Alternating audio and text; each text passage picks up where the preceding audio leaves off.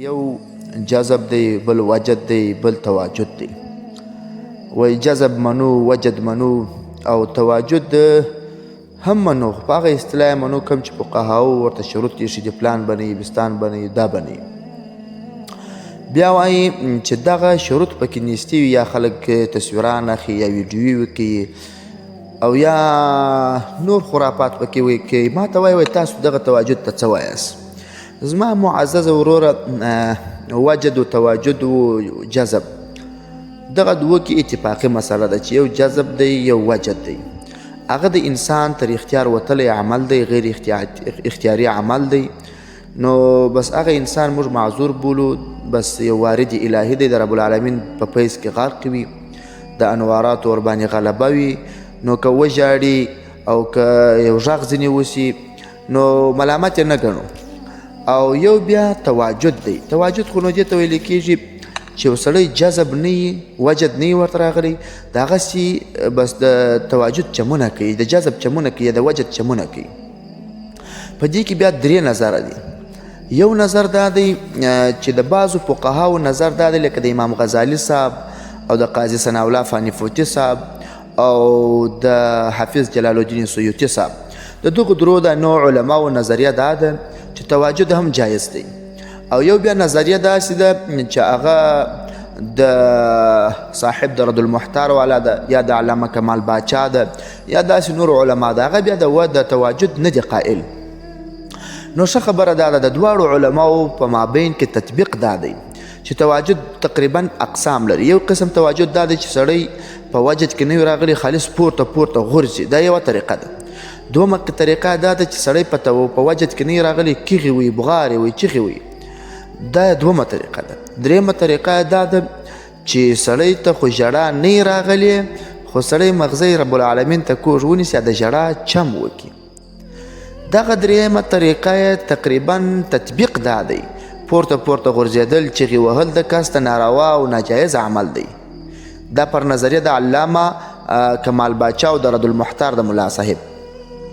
او یو بیا د قاضي صاحب نظر دا ده چې هغه وایي جایز دی. نو قاضي صاحب ثناء الله فانیپوتي او امام غزالی صاحب چې وایي جایز ده، هغه دا ښیي چې ژړا ده، و د رب العالمین د وهمه ژړا نه درته مغزی کوږ ونیسه، د ژړا چم وکړه، دا جایز دی.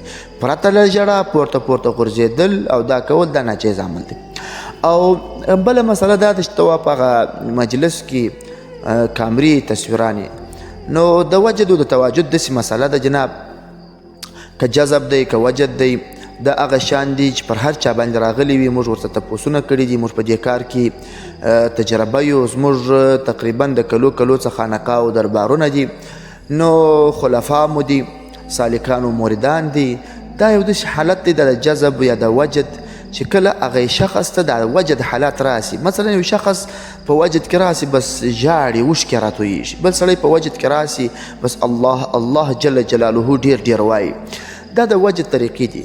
خو کله چې دی هغه د خپل د وجد حالت ځینې ولاړ شي، دی خپل ځان ته خپله حیراني چې دا ما څه چم کوئ، دا زما څخه څنګه غیر اختیاري ژړا کېدل. نو چې دی خپل ځان ته خپله حیراني، نو زه و ته خو به بیخي ورته حیران یو. نو چې حیراني دا د حالت د عذر دی، معذور دی.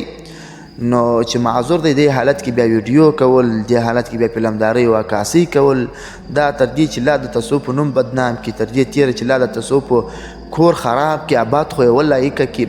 نو بیا بس موږ ستاسو دپاره هغه د امام رباني مجدد الفساني صاحب خبره ډېر کفایت کوي چې هغه شریعت باید د طریقت باید د شریعت موافق وي.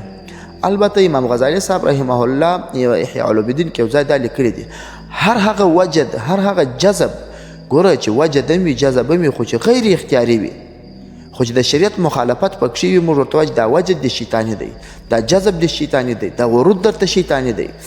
ستا جذب، ستا وجد، ستا تواجد دا به ټول د شریعت موافق وي.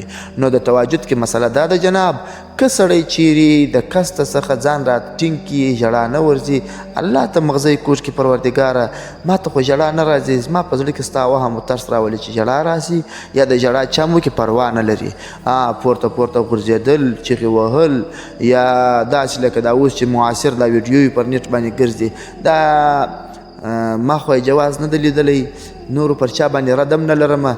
که چاته جواز معلوم وي نو اظهار دی وکړي چې موږ هغه د دوی براهین وګورو، هغه دلایل یې وګورو. زه د جواز نه یم قایل، په دې کې بیا د ویډیو بالکل د جواز نه یم قایل. که چیرې بیا ویډیو پکښې شروع وي نو پیر صاحب ته د زمانې پیر صاحب ته مناسب دا ده چې ډېر پکښې احتیاط وکړي. ګر سړي کې د وجد نه وي، دا محفل د ذکر دی نه وي، په دا کوم محفل کې چې د ذکر ناست دی دا پرېږده. خو د تصوف رنګ مور بدوه، د تصوف د خپلو اولیاء او مشایخو کردار مور خرابوه. دا چې صفا سوچه عقیده تا ته امام رباني صاحب تصوف کې په لاس درکړې دا مه خرابوه. د علماو د مشایخو د استادانو په مابین کې تحسب و حسد و دا مه راوله، ځکه دا ستاسو کوم افعالو کردار چې دي دا ګرد پر حسد باندې بنا دی. یو سړی جذب نه دی، وجد نه دی ورته راغلی، بیا هم پورته غورځي. خو که یو عالم دین رد پر وکړي وایي دا ولې رد پر کوي، نو باید ویډیو ونه سي او باید اصلاح راسي، باید دا شان ډېر کنټرول سي.